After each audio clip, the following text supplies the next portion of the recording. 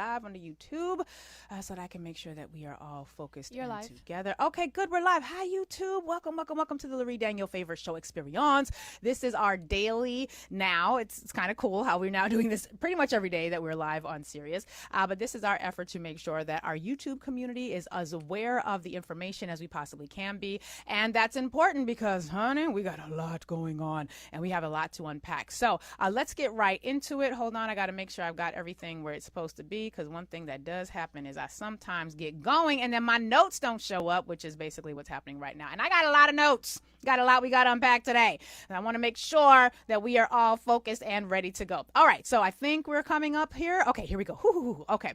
We got a lot to figure out. It's going to be related to the shutdown. And I think the shutdown is pretty stupid. Like, this is a stupid thing, but it's not enough to just say it's stupid. It's not enough to just laugh at and to kiki about it, frankly, because people are really hurting. People are going through a lot of economic travail right now, and it looks like it's going to get worse because this is not a shutdown like most shutdowns where there are significant policy differences. Well, even though there are significant policy differences here, it's not one of those things where there's like a need to shut down. Like, you could avoid all of this, but the Republicans have chosen not to. And that really matters because they are using this shutdown, as I said yesterday, to basically implement the rest of Project 2025. Let's talk about this because now that the shutdown is on, we can begin exploring the complete ludicrous nature of Republican leadership. Now, I have said on a regular basis, we have two main parties here in these United States. We've got the Republicans and we've got the Democrats. Now, the Democrats they move as slow as molasses going uphill on a cold day. They just do. They ain't never going to lead us to black liberation. But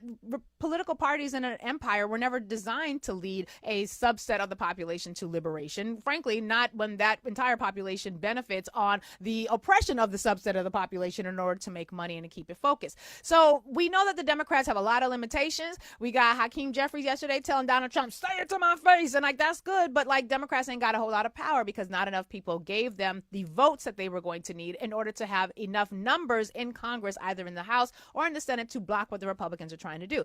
But that's the Democrats. The difference for me between the Democrats and the Republicans, in addition to what I've just said, is that Republicans are trying to wipe us off the face of freedom. Right? So that to me is very, very different. And so you got to acknowledge that when it comes to understanding the difference between the political parties, particularly when it comes to this shutdown right now. Now, Republicans are also bad at governing. We know this because every time Republicans are in power, the economy goes into a recession. Even though people vote for Republicans because they think Republicans are better on economy than our Democrats, that largely has to do with the fact that the Democrats are horrific at messaging, and it's easy to dunk on the Democrats. And in fact, it's very hard to find people who will talk about good things Democrats are doing without leading in with a dunk, as do I usually, because there's something in our society that says you should not be seen as praising a political party. I think we got to wrestle with that a little bit because there's a difference between not praising a party and appreciating what they're doing while challenging them to do better. But every time Republicans get into office, we seem to have a shutdown. Every time Republicans get into office, the economy goes into the tank. This should not surprise anyone. There are charts, there are statistics, there are graphs, there is data, there are facts. They do not lead well. Now, they they engage in ideology very well. They engage in propaganda very well. They don't actually do the work of governing very well. But in this current moment, I'm just grateful that the Democrats are now seemingly growing spines and trying to put up a fight. So if you all will allow me the pleasure, I'm going to enter into lawyer mode because if it would please the court, I would like to lay out some evidence, some evidentiary submissions, if you will, that indicate that this shutdown is some complete bullshit. It is unnecessary. And here's how we know. Now, there are some key indicators that this shutdown is completely unnecessary and is really being engineered by the Republicans to make them and their friends a lot of money, similar to the way that they handled the passage of the big bitch ass bill. Even though the government is shut down, even though only essential functions are supposed to continue being paid for and being processed as a function of the American government, we're in a situation where the American government, led by the Republican Party, namely Donald Trump, have still decided that they are going to give Argentina this $20 billion bailout. Now, $20 billion ain't been given to Argentina yet. You may recall that America has agreed, the Republican Party has agreed to give Argentina $20 billion with a $B bailout by buying Argentinian pesos. Now, we don't use no pesos here of any kind. Mexican, Argentinian, we don't use no pesos here. But Americans are going to purchase Argentine pesos to the tune of 20 billion American dollars. Now, we've already talked about the fact that that is basically being done because Rob Citron, who is a billionaire bestie of our Secretary of Treasury, Scott Bessent, they besties, and hey bestie, hey twin, and basically Rob Citron had ensured that Scott Bessent and a couple of other billionaire people were going to be even more billionaires many, many years ago. And Scott Bessent is basically repaying the favor. And so Rob Citron, who, as I've already explained this week, who has overly invested in Argentina's economy, who has gambled on Argentina's economy, is basically going to walk away with the benefit of this $20 billion bailout. Now, technically, bailing out Argentina, last I checked, is not an essential function of the American government. I mean, last I checked, I could be wrong, but I don't believe that has anything to do with healthcare, welfare, housing, Social Security. I don't necessarily recall learning about supporting and propping up failed economies in other nations being considered an essential function of the American government. But that's basically what's happening. And that's how we know that this is a completely, totally manufactured crisis, because the Republicans, as they were going into the shutdown, they took a few key steps. And you know what one of those key steps were? They took the few key steps of making sure that the way they described Argentina's bailout, they described it as if it were an essential function of the American government, which means that this bailout for Argentina, which has not yet happened, is going to be allowed to be processed even while the entire government is shut down, because they have redescribed or rewritten the Argentinian bailout as an essential government function. Evidentiary element number one. And so the troops that we have here in these United States who get delayed pay, right? They're not getting paid on time, and they have to still deploy. And now Donald Trump has added a whole lot of other potential deployments because they're going to be using American cities as training grounds. Remember, he said that earlier this week when he was talking to all of the leadership of the military. So military troops who are wearing the American uniform, they're not going to get paid on time. I mean, they will eventually, but they're going to be delays that they have to experience. Their families are going to have to crunch a whole lot of numbers while they are waiting for their paychecks to ultimately come. And that's on top of the fact that our National Guards, who usually only get their full amount of pay if they are being deployed for 30-day increments, what Donald Trump and the Republicans are also doing is writing them up for 29-day deployment orders. Or when they get to the 29th day of a 30-day deployment, using whatever sort of Republican magic they can to basically end their deployment at day 29 and then redeploy them for an additional 30 days. Why would they do that? Oh, right, because when you are only deployed for 29 days of your 30-day deployment, you don't get full pay. You don't get full benefits packages. And that's what the Republicans have basically been doing. So while they're deploying all of these National Guards troops, which means National Guards who are considered like the weekend soldiers, they volunteer, they are a weekend a month, I believe it is, that they do work to make sure that they are ready to serve as part of the National Guard. They have real jobs, like Monday through Friday, non-military jobs, or Saturday through Sunday, because some of us are working around the week. And they have real families who have real needs that cannot get met by their real presence of their real parent who is now being deployed, and they're not even getting a real pay package. And basically, the bailout for Argentina by the Treasury Department is now being considered an essential function. So Argentina gonna get paid. Argentina, which again, remember I did a whole little thing about how Argentina got caught with the side chick of China, because once America agreed that they were gonna bail out Argentina, Argentina was like, all right, hey China, we good on this side over here. I'm gonna go ahead and sell you these soybeans cheaper, and you ain't even got to worry about them Americans. And so China is now buying their soybeans from Argentina and Brazil, and not the Americans. But don't you worry, the essential functions of the American government, making sure that Argentina is getting its bailout, that is going to still happen during this bailout. They're also going to continue building the big bitch ass ballroom. That's still happening. I didn't think creating a ballroom that nobody asked for except Donald Trump, and you know it's gonna be tacky as hell. He gonna go to Home Depot. He gonna go to Michael's. He gonna go to Hobby Lobby and get all the fake ass gold lame he can find and plaster it on and try to pretend like it's actual gold because he's fake like that. But basically, the construction of the ballroom is now being considered an essential governmental function, which means that even though y'all ain't gonna get your services on time, and even though they are planning to use the furloughs as real during the layout, they're planning to use the furloughs as a part of the shutdown to really grease the wheel so that they can end up converting those furloughs into permanent firings. That's all still going to happen. You ain't going to get the services that you need. You ain't going to get the resources that you need. And did we remember that today is like day 2 of the 4th quarter when the government is supposed to be happy about the fact that the numbers are going to be increasing, and as it pertains to job opportunities and spending, ain't going to be no increase in spending. I can tell you that right now. Why? Because in addition to the fact that you are furloughing an additional hundreds of thousands of members of the government, you also on September 30th had 100,000 of them reach the end of their benefits package. These are the people that were forced out, that were doged. And so all of this is happening at the same time. And so even though all of that is going to cease for Americans, don't you worry. One day you might get invited to Donald Trump's big bitch ass ballroom, and you could take a little twirl, do a little waltz, and dance to music that is only rhythmically in tune with them and their people. But you ain't going to get the services that you need. But thankfully, the big bitch ass ballroom is also considered an essential government service, and that is going to continue. And they are also, as our third piece of evidence for why this shutdown is complete bullshit, they are also requiring that people who work for the federal government leave out of office messages that are very interesting. You know, out of office messages, these are the messages that you're supposed to leave. Like if you're going to be away from the office for a while, you'll say, hi, I'm out of the office. It's like an auto reply. I'm going to be out of the office from this date until that date. I will respond to your messages upon my return, or in the course of my absence, please reach out to such and such a person who will be able to handle your affairs. What we know is that they usually, out of office messages are not supposed to be anything really substantive. It's just an indication as to when you're going to return, when you have left.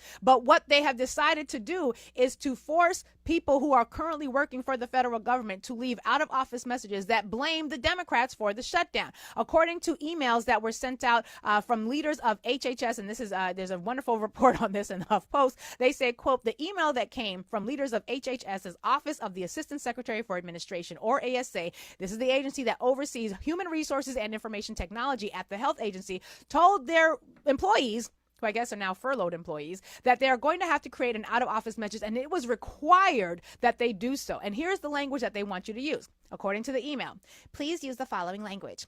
Thank you for contacting me. On September 19th, 2025, the House of Representatives passed H.R. 5371, a clean continuing resolution. Unfortunately, Democratic senators are blocking its passage in the Senate, which has led to a lapse in appropriations. Due to this lapse, I am currently in furlough status and unable to respond to emails. I will reply once government operations resume. End quote.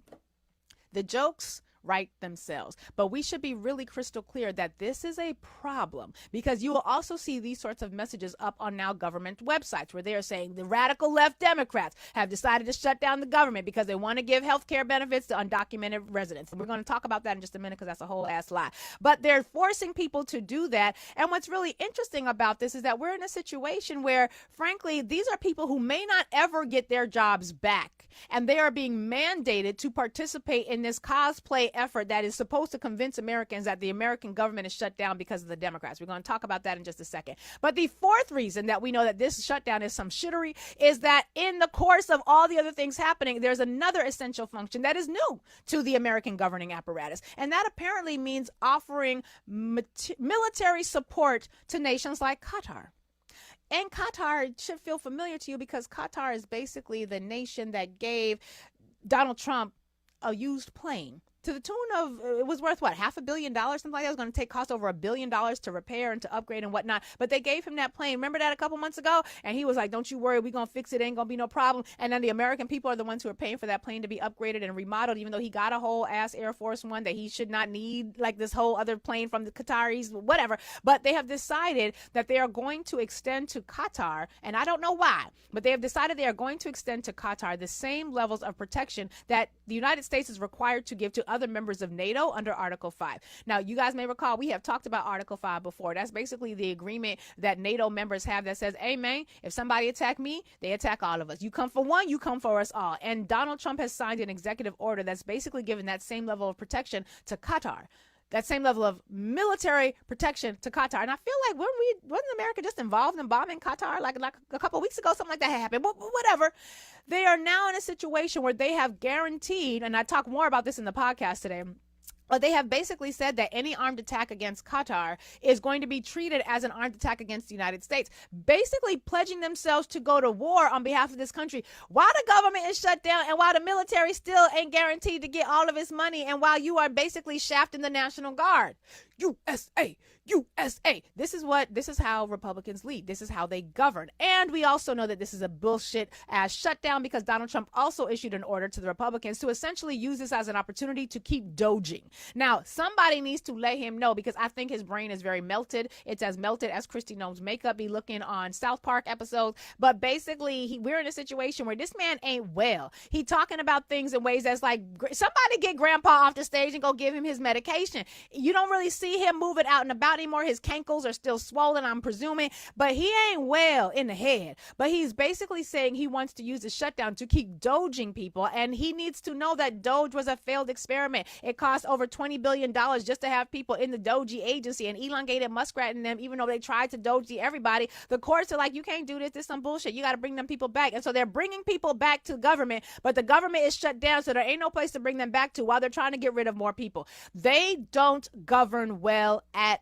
all, but they talk a good game. They talk a good game. And now let's talk about the impact of this shutdown, because again, you might be one of them people who believe that the Democrats are trying to extend health care to the immigrants, to undocumented people. And we can look at, in fact, you know what? Hold on. I have the text of the bill. In fact, I'm going to share it in my screen so you all can see this. I can show you where the legislation is located. And the reason that matters is because you need to be clear about the fact that you can look for these things. So when the Republicans tell you that the Democrats are doing XYZ, you don't have to believe it. You can go to congress.gov. You can type in the name of the appropriations bill that the Democrats are trying to put forward. It's S.2882. This is the one that they're looking at in the Senate. It's called Continuing Appropriations and Extensions and Other Matters Act. And you can look at the whole thing. In fact, Jonah, I'm going to put this in the chat for Zoom. I'm going to need you to share this into the YouTube link, because I told you, the podcast people, that we was going to put this in the YouTube chat.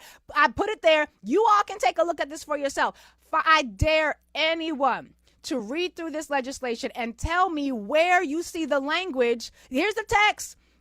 Where do you see the language? And it's long, so you can read through it, but I done gave you the link. Read it. Don't just take my word for it. Prove me wrong. I guarantee you are not going to find any language in there that talks about the Democrats trying to extend health care benefits such that they are going to be allowed, they're going to be covering people who are not in the country legally. Now, we also got to ask ourselves, what are the Democrats fighting for?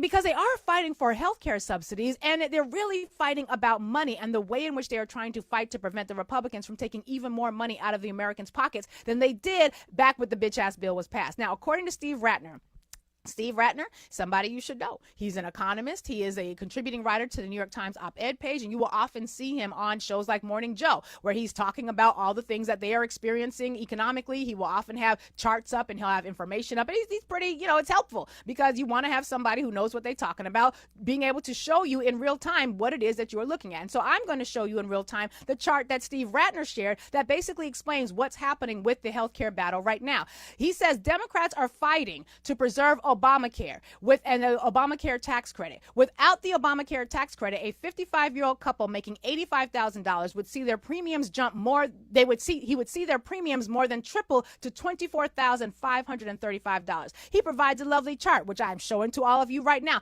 You can look at the numbers. You can see what they say. You ain't got to take my word for it. He's a whole ass economist. He knows what he's talking about. And it's important that we listen to people who actually understand what is going on. But it's not just him. Senator Raphael Warnock also had some concerns about this, because he received a notification from one of his constituents. You all may recall Senator Raphael Warnock is one of the senators from the great state of Georgia. And he received a post from one of the Georgians in his community, one of his constituents, that basically was a notification that they had received from their healthcare company. And their healthcare company had a comparison between what they paid in 2025 for their premiums and what they're going to be paying in 2026. Now, I'm going to show you this as well, because seeing is believing. You ain't got to take my word for it, but you do need to pay attention to the facts. So when you look at this clip, or this document that Raphael Warnock shared, he says, I was sent this by a Georgian, and he's talking about the fact that he just got it on the day of the shutdown. He says 2025 premiums versus 2026 premiums for someone making $65,000 a year. And you can see in the notification that the constituent received from Anthem Healthcare in 2025, they were paying $307.20 a month for their healthcare premiums. But in 2025, those premiums are jumping. I keep saying the wrong years. In 2025, they paid $307.20 a month. But starting in 2026, they're going to be paying $964.30. $964.30. Not once, not for the year, every single month. Now, this is the same nation where people, Americans, the vast majority of which cannot come up with an extra $500 in the case of an emergency. In the case of an emergency, you can't come up with $500, but now in order to keep your health care, you're going to have to come up with an additional $600 every single month. And it's important that we are aware as to what this is going to do, because it's not just people who are on Obamacare who are going to be suffering. I want you all to take a listen to this clip. This is Representative Maria Cantwell. Hold on, let me find it so I can make sure that we are all looking at the same thing. This is Representative Maria Cantwell, and Maria Cantwell is going to be talking about how this is going to impact her constituents in the state of Washington, because it's going to impact everybody. So, Amina, if you could please pull up the clip. I want y'all to pay attention, because she ain't talking about who's going to pay in terms of Democrats or Republicans. She's talking about the fact that everybody is going to pay, and everybody's going to pay bigly. Take a listen. You look at households and incomes. You know, somebody might say, oh, well, somebody might be able to afford $840,000. Well, not if you're a family of four on $40,000. You're not going to afford that if you're on $75,000 of income, and now you're going to pay $3,368,000 more, or even $90,000 of income. I got news for people. Seattle is one of the most expensive places in the country to live, and coming up with now all of a sudden $3,000 more for health insurance that you didn't think you were going to have to pay, people are going to make the wrong decisions. And those wrong decisions are going to basically mean that people are going to stop accessing health care because they are not going to be able to afford it. Now, a lot of you might be thinking, oh, whew, thank God I'm not on the Affordable Care Act. I love me some Obama, for those of you who do, but I'm glad I ain't relying on Obamacare, because them people about to get it handed to them. Here's the thing. Insurance pools don't just target the people who are directly impacted by these cuts. It is going to impact all of us, because even if Americans might be individualistic as hell, insurance companies operate very much by I am because we are. Insurance companies operate very collectively. And basically what I mean by that is that you are going to also feel the impact of these if you have other forms of insurance. And here's why. As one commenter noted, and this is their handle is Dr. M. Testa, Dr. M. Testa. This was a comment that I just happened to see in the discussion that was taking place, and I thought it was really on point. They said the following, quote, "The thing I think a lot of people miss is that this impacts all insurance, not just the Affordable Care Act. Insurance is about numbers. The more you have, the more risk is spread out, and the lower the cost. If millions drop off because they cannot afford their increased premiums, rates will go up for everybody." And he says that's basically his insurance rates just went up 15%. He didn't even get a reason why. They just went up 15%. But basically, the fewer people you have who are covered, and you will have fewer people covered because they can't afford the increase in what their premiums are going to be. The fewer people you have covered, that's the fewer people in the overall insurance pool, which means there are fewer people to bear the risk of the insurance policies.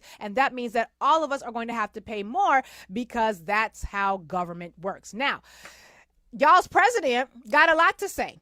Y'all's vice president got a whole lot to say, and you should listen to some of the things your vice president has to say, because he's a lying-ass liar who lies. And one of the things that they are trying to do in the Republican Party is basically say that, again, we're in a situation where the Democrats are essentially trying to pretend, or let me say it differently. We're in a situation where the Democrats are basically trying to give health care to people who are not in the country legally. And if you believe that, fine. I got a bridge from Brooklyn to Africa to say you, like I said yesterday, but I want you to take a listen to your vice president, who wants to be president and might be key at invoking the 25th Amendment to get y'all's mans up out of here so he can be considered president next. Take a listen to him as he's talking about this idea that the Democrats are going to basically try to extend healthcare benefits to people who are not in the country legally and who do not have proper documentation and thereby are not qualified to get this healthcare. But listen to him in his own words. Take a listen. Your final question about illegal alien benefits. Look, the text is very clear. And I even saw, I think it was George Stephanopoulos in an interview with Mike Johnson, did a fact check that was totally rooted in baseless claims. It was basically Democrat propaganda.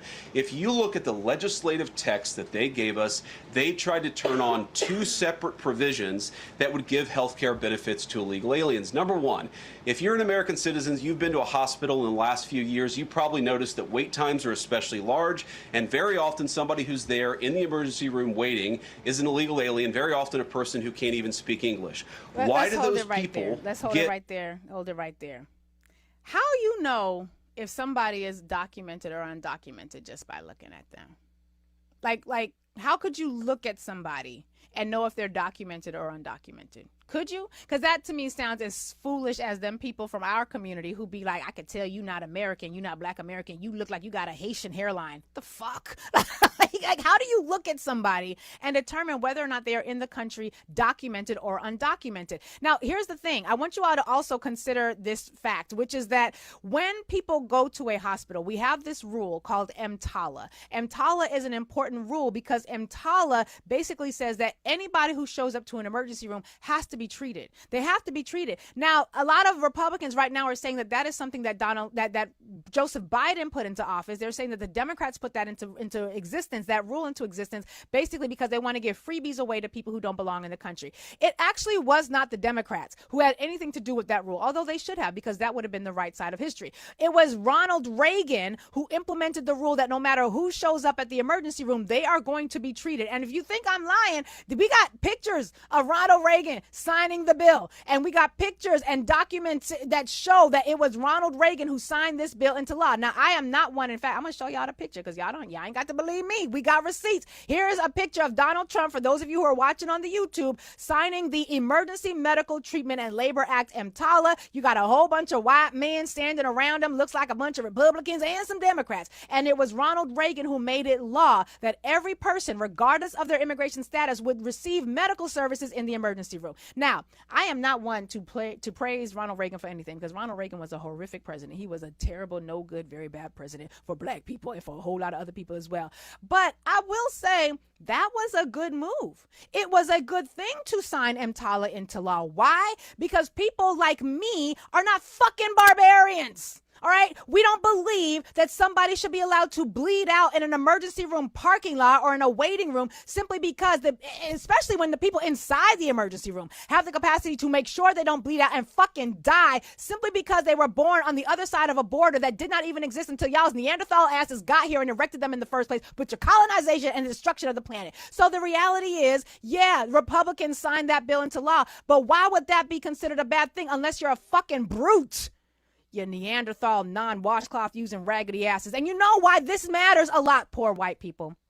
Poor white people, this matters a lot for you, because unfortunately for you, your wealthy white cousins have really done a job on you. As your wealthy white cousin, Lyndon B. Johnson, once said about you, they already know how to play you like a mark. They know how to play you like a fool. And Lyndon B. Johnson, a white man who was the president of the whites and the whole nation, he said the following: if you can convince the lowest white man he's better than the best colored man, he won't notice you pick in his pocket. Hell, give him somebody to look down upon and he'll empty his pockets for you. Now, what does this mean, poor white people? It means wealthy white people don't like you.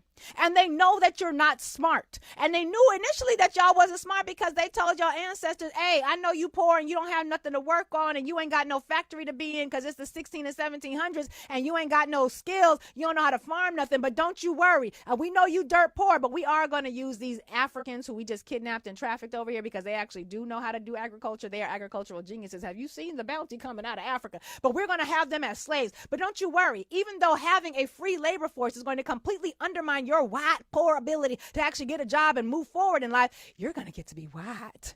And so long as you're white, you're not Black, which means you could never be forced to work for free.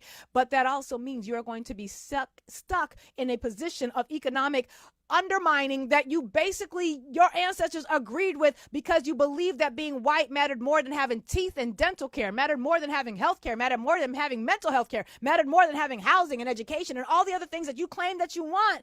But you're willing to let your wealthy white people not give to you and force you to not have simply because you get to be white. But y'all the ones with your hospitals closing. Y'all the ones who on the Affordable Care Act. I know you don't like it when it's called Obamacare, but you really love it when it's called the Affordable Care Act. Now, here's the kicker. Because all your wealthy white cousins know this about you, they get to play you regularly. And unfortunately for you, the Democrats, who, again, not the best thing ever. There I go undermining them again, even though I'm trying to get them to do what they got to do. They ain't trying to cause y'all to go to the poorhouse the way your wealthy white cousins are. They're just not. And if you think I'm being mean about it, just consider that right now in the state of Louisiana, which is predominantly white and very poor, You got a lot of blacks, but it's predominantly white and very poor. As Representative Catherine Clark said, and I have a video clip, and you guys, if you listen to the podcast episode, I'll play the clip. We just don't have time to do it right now. But she basically said, Mike Johnson, Mega Mike Johnson, who is the Speaker of the House right now, and Steve Scalise, white people who make a hell of a lot of money. They are both from the state of Louisiana. Now, what Representative Clark tells us is that most of the children in Louisiana, not most of the black children, most of the most of the children from Louisiana are on Medicaid. Okay, 64% of every single baby that is born in pro-life Louisiana, those births are paid for by Medicaid. 74% of the old people, and I'm talking the whites, because y'all over-index on putting y'all people in homes. We don't do that. I mean, we try not to do that. We only do that when we absolutely have to do that because we believe in caring for ours. But that's us. That's y'all. Ain't no judgment, ain't no shade. But of the people in the state of Louisiana who are in nursing homes, 74% of them are being allowed to stay in nursing homes because their nursing home coverage is paid for by Medicaid. The Republicans are shutting down the government and shutting down services that the whites need. And the poor whites, many of them who voted for this foolishness, are happy to have it happen because they think it's impacting us, the blacks.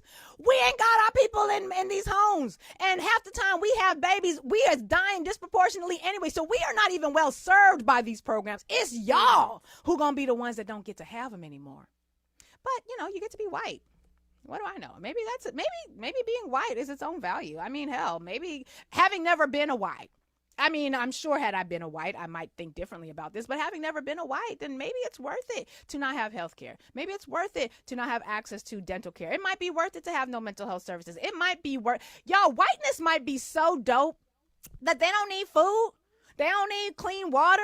They don't need fresh air. They are white. What else the fuck would they need but being white? I mean, for centuries, being white has basically been enough.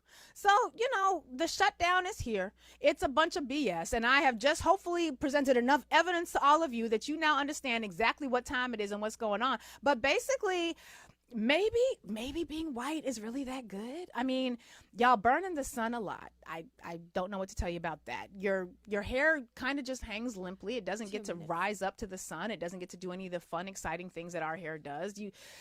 But you're white. I mean, maybe that's worth it. I don't know. 866-801-8255, 866-801-TALK is the number. I know if it was me and mine, we wouldn't be satisfied with that. I mean, I'm just saying. But what do I know? I'm just a descendant of Mansa Musa and the Africans who understood what actual community and governance looked like before the colonizers came and destroyed everything. What do I know? I'm just somebody who descended from the people who created the laws of Ma'at and the people who created symbol systems like the Adinkra symbol systems to remind us that you have to be a part of community. You have to center the needs of the group over the needs of your individual selfishness. What do I know? I'm just a descendant of stolen Africans who just trying to make it. Maybe being white is just that good, but it don't look like it because we see what y'all look like. We see what your pores look like.